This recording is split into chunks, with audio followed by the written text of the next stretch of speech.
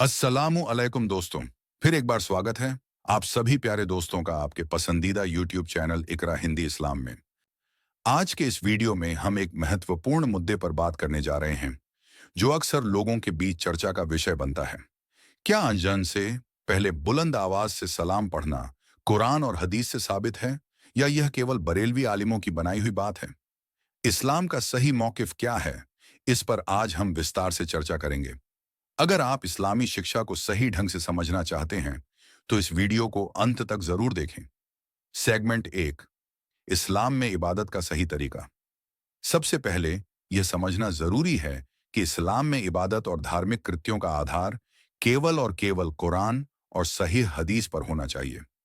अल्लाह ताला ने हमें कुरान में यह आदेश दिया है कि हम उसके बताए हुए मार्ग पर चलें और जो कुछ भी पैगंबर मोहम्मद सल्लल्लाहु अलैहि वसल्लम ने हमें सिखाया है उसी का पालन करें।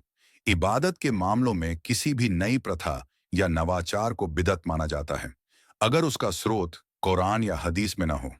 पैगंबर मोहम्मद सल्लल्लाहु अलैहि वसल्लम ने साफ तौर पर चेतावनी दी है कि हर बिदअत गुमराही है और हर गुमराही का अंत जहन्नम में होता है। सेगमेंट 2, कुरान और हदीस के साक्ष्य। अब सवाल यह है कि अजान से पहले बुलंद आवाज में सलाम पढ़ने का कोई प्रमाण कुरान और हदीस में मिलता है या नहीं।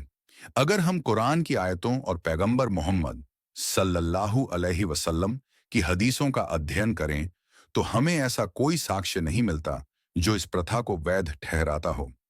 सहाबा रजी अल्लाहु अन्हु, जो कि इस्लामी शिक्षाओं के सबसे पहले और सबसे अच्छे अनुयायी थे, उन्होंने भी इस प्रकार की प्रथा को अजान से पहले अमल में नहीं लाया। इससे यह साबित होता है कि यह प्रथा पैगंबर मोहम्मद सल्लल्लाहु अलैहि वसल्लम के समय में नहीं थी और इसे बाद में कुछ समुदायों द्वारा शुरू किया गया। सेगमेंट 3, बरेलवी समुदाय और उनकी मान्यताएं। बरेलवी समुदाय में कुछ आलिम अजान से पहले बुलंद आवाज में सलाम पढ़ने की प्रथा का पालन करते हैं। उनके अनुसार यह एक सम्मान का तरीका है और नबी सल्लल्लाहु अलैहि वसल्लम के प्रति अपनी मोहब्बत का इजहार है। हालांकि इस प्रथा के समर्थन में बरेलवी आलिम कोई भी ऐसा साक्ष्य प्रस्तुत नहीं कर सकते जो सही हदीस या कुरान की किसी आयत से प्रमाणित हो। यह केवल एक सामाजिक परंपरा बन चुकी है जिसे धार्मिक रंग देने की कोशिश की गई है। ध्यान देने वाली बात यह है कि इबादत के मामले में केवल भावनात्मक तर्क से किसी चीज को धर्म का हिस्सा नहीं बनाया जा सकता। सेगमेंट 4, इस्लाम का सही मौकिफ। इस्लाम हमें सिखाता है कि धार्मिक कृत्यों में हमें केवल वही करना चाहिए जो अल्लाह और उसके रसूल सल्लल्लाहु अलैहि वसल्लम ने स्पष्ट रूप से बताया है। यदि किसी प्रथा का कोई आधार कुरान और हदीस में नहीं है तो उसे अपनाना उचित नहीं है। पैगंबर मोहम्मद सल्लल्लाहु अलैहि वसल्लम ने हमें नमाज में सलाम और दरूद पढ़ने की शिक्षा दी है, जैसे कि अस्सलामु अलैक अय्युहन नबी और दरूद शरीफ। ये प्रथाएं सभी मुसलमानों द्वारा स्वीकार की जाती हैं और इनमें कोई विवाद नहीं है। लेकिन अजन से पहले माइक पर बुलंद आवाज से सलाम पढ़ना इस्लाम के मूल स्रोतों में कहीं नहीं मिलता। सेगमेंट 5, फिरकेबंदी से बचने की सलाह। आजकल ये देखा जाता है कि मुसलमान ऐसे मुद्दों पर आपस में विभाजित हो जाते हैं और फिरकेबंदी का शिकार हो जाते हैं। हमें समझना चाहिए कि इस्लाम का संदेश एकता और भाईचारे का है।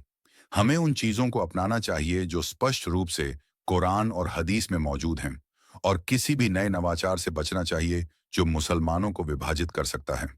ऐसे मामूली मुद्दों पर विवाद से बचते हुए हमें एकता की ओर बढ़ने की कोशिश करनी चाहिए। सेगमेंट 6, समापन।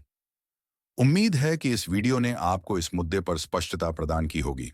अगर हम इस्लाम के सही रास्ते पर चलना चाहते हैं तो हमें केवल कुरान और सही हदीस का ही पालन करना चाहिए और किसी भी नई प्रथा को अपनाने से पहले उसकी प्रामाणिकता पर विचार करना चाहिए।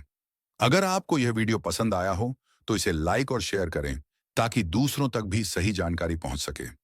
हमारे चैनल को सब्सक्राइब करना न भूलें और हमें कमेंट्स में बताएं कि आप इस मुद्दे पर क्या सोचते हैं। इस कंटेंट का उद्देश्य दर्शकों को सही जानकारी प्रदान करना और एकता की ओर प्रेरित करना है।